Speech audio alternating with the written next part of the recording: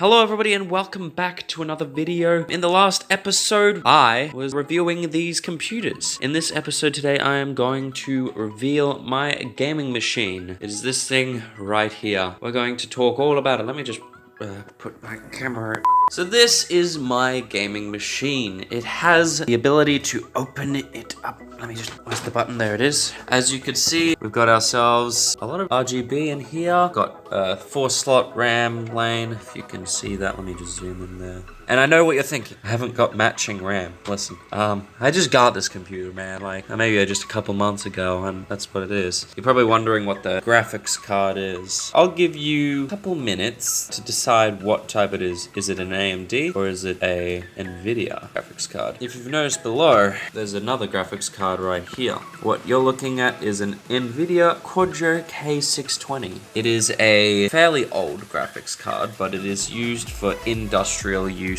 kind of graphics. Say for editing, I use it for editing. You can use it for Blender, you can use it for Unreal Engine, all that kind of stuff. I use Unreal Engine, but I don't really use this. I haven't tried it because I don't know how to switch, but I use this one, and this one does a lot of the work on this computer. I'll bring up what the spec sheet is. The specs: processor. Oh, I guess I'm revealing. No, I'm not revealing the graphics card. That's good. AMD Ryzen 5 1600 6-core processor. Installed RAM 16 gigabytes. I'm not particularly sure with the brands. I could take them out, but the computer is currently in operation. And yeah, that's the storage. And I named the computer Alice. Just, you know, Windows 10 Pro, only the best, except for the fact that it's not the best because Windows 11 has come out. I find that Windows 11 is a bit finicky though, it's still in development. But yeah, as you can see, this is the case. The case comes with a lot of interesting things. For one, it's got storage units, like 5 storage units. Now, I know you're probably looking, hey look, that's a SATA cable. You must have a drive here. Why don't you have it in your slots? Well, you see, for some reason when I tried to, it's very annoying to open up one of these for you guys. It comes with this cartridge that you can put your hard drives in. It's mainly more for hard drives. I don't think you can see. At the back, there's the connectors that you can plug into. It is a very annoying process trying to connect them in. And also, I don't want to open these ones because they've got a couple other drives in there that if I pull out, that's hot swapping or hot switching or whatever. And that could be detrimental if I don't have that set on in the BIOS. What we have here is my main SSD drive. It's a bit dirty. I might need to give it a spray with some air spray. We've got the fans, and the graphics card is a RX 580 series. It's pretty old, it's not too bad. It's probably the contender with a 1060, which is pretty average. A lot of people have that graphics card. This computer itself is a lot bigger than the other computers. Let me demonstrate. For instance, this computer itself is a full ATX case. It's huge. That's a better perspective. Look at that. It's just massive. Full ATX, that's what they call it. You have the big computers, but let me just put this back. It's a bit dangerous holding a computer with one arm. The power supply, which is much more visible now these days with the wattage rating, is a 750 plus gold?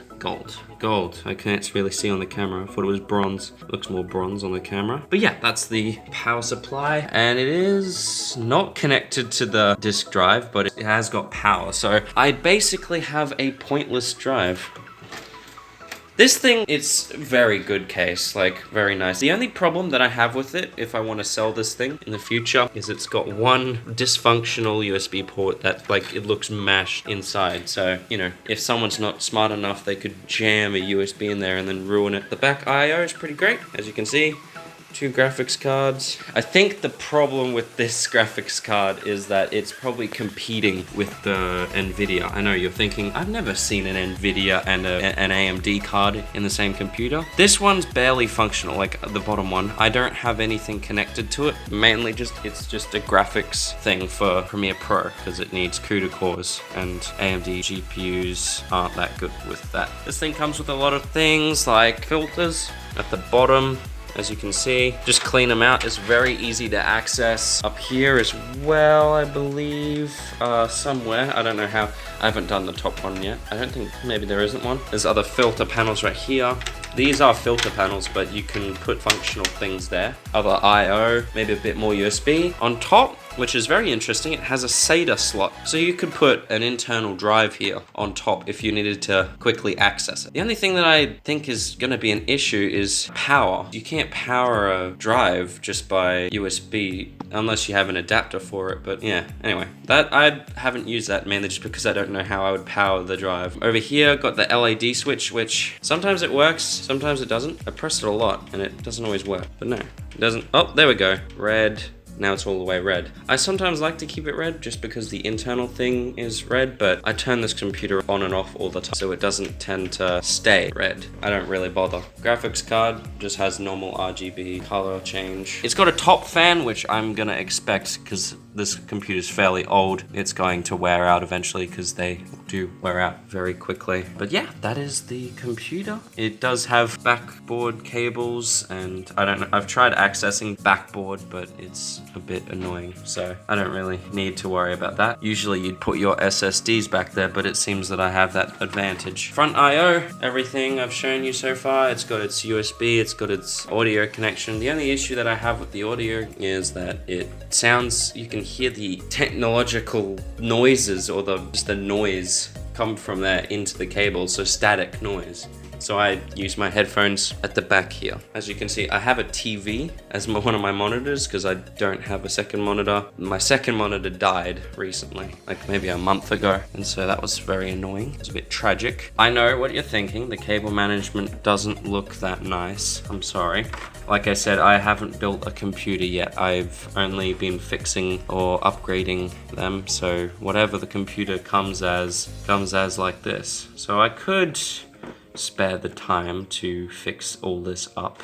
This is the computer. I probably should have fixed it all up, but yeah. The SSD is 500. I believe it has a 240 gigabyte. Other SSD in like the second drawer maybe, or the first drawer.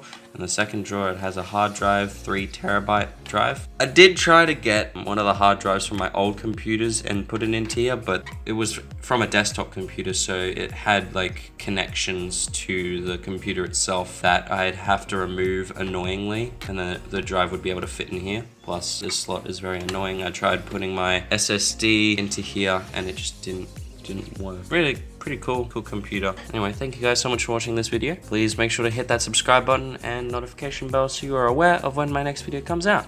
Thank you.